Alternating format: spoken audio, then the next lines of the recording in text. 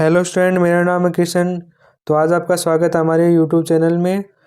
तो आज हम डिस्कस करेंगे क्लास 12th अकाउंटेंसी का चैप्टर नंबर 2 और उसमें अपना नया टॉपिक है पूंजी समायोजन यानी कैपिटल एडजस्टमेंट। तो कैपिटल एडजस्टमेंट में क्या होता है, जो भी नया साझेदार प्रवेश करता है उसकी उस उसने जो भी पूंजी के लिए भाग लगाया है उसके आधार पर अपन पुराने साझेदारों की या फर्म की कैपिटल निकालते हैं।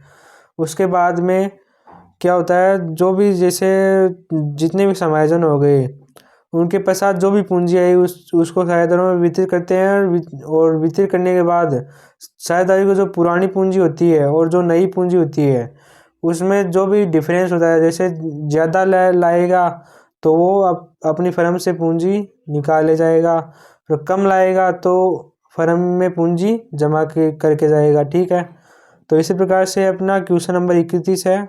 आइए चलिए इसको देखते हैं और समझते हैं।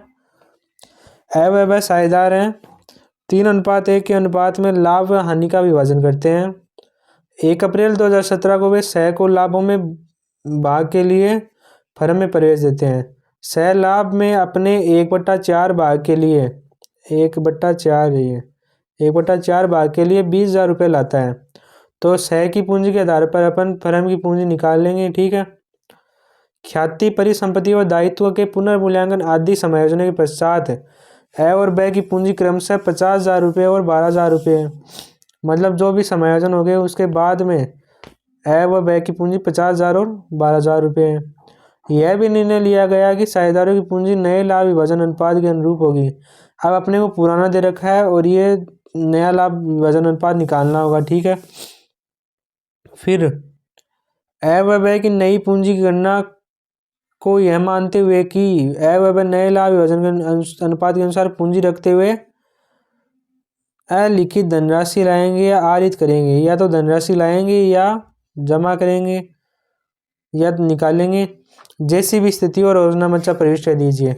तो इसमें सबसे पहले अपनों को करना क्या है, देखिए इसमें मैं आपको निकाल के बताता हूँ। देखो इसका पुराना अनुपात क्या है, ए और बी का 3:1। उन्होंने सी को प्रवेश दिया कितने भाग के लिए, 1/4 के लिए। मानना फर्म का लाभ 1 है, फर्म का लाभ बराबर 1, तो शेष लाभ कितना बचेगा, 1 - 1/4 मतलब 3/4। ठीक है, अब 3/4 ये आ गए, तो अपने को ए का नया अनुपात निकालना है। तो ए का नया अनुपात आएगा 3/4 गुणा ये 3/4, ये तो आ जाएगा 9/4 चौक 16। फिर बी का नया अनुपात निकालेंगे अपन। बी का नया अनुपात है 1/4 गुणा 3/4 वो है, तो यह आ जाएगा 3/16।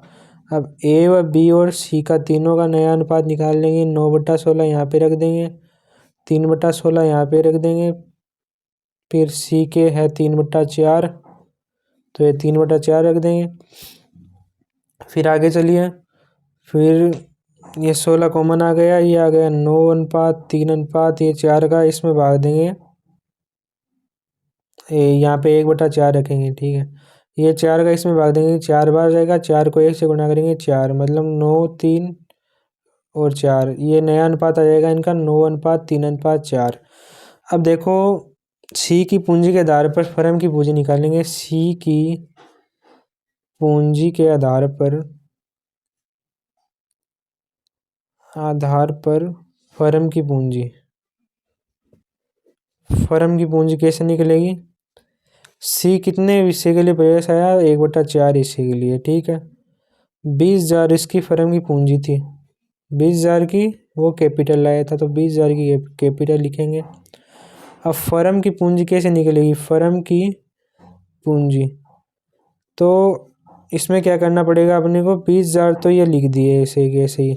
अब इसको 1/4 को रिवर्स कर देंगे, 4/1 कर देंगे। ठीक है, 4/1, तो 20,000 इंटू 4 कितना हो गया, 80,000, और 80,000 को 1 में भाग देंगे तो आ जाएगा 80,000 रुपये।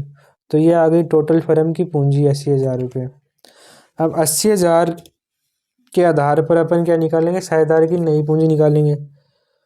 ठीक है, फर्म की नई पूंजी के आधार पर साझेदारों की पूंजी, फर्म की पूंजी 80,000 आ गई। ठीक है, अब साझेदार ए की पूंजी निकालेंगे। ए की कैपिटल 80,000 गुणा नया अनुपात कितना आया था, 9, 3 और 4, तो 9/16।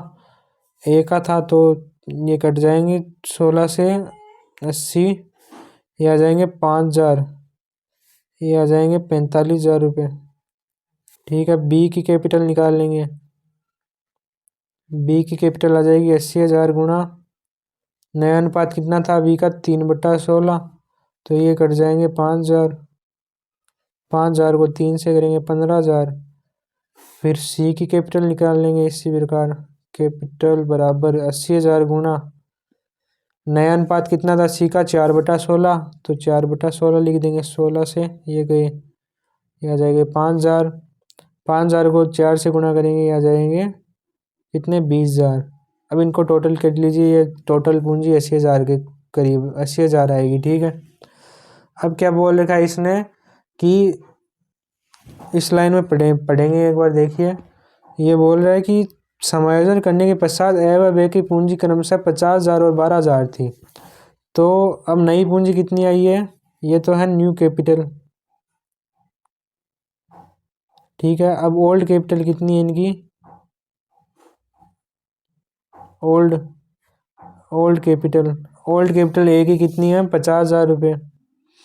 ठीक है, बी की कितनी है, 12,000 रुपये। देखिए न्यू कैपिटल कितनी है, 45,000 की। ओल्ड कैपिटल है 50,000 की। तो क्या करेगा, 50,000 पहले थी इसकी, अब 45,000 हो गई, तो ये इसकी आएगी माइनस के 5,000। ठीक है, और दूसरे में क्या है, न्यू कैपिटल थी 15,000 की, ओल्ड थी 12,000 की, न्यू थी 15,000 की, तो ये आ जाएगा प्लस का 3,000। ए क्या करेगा, ए करेगा माइनस के 5,000, तो ए अपनी कैपिटल लगाएगा।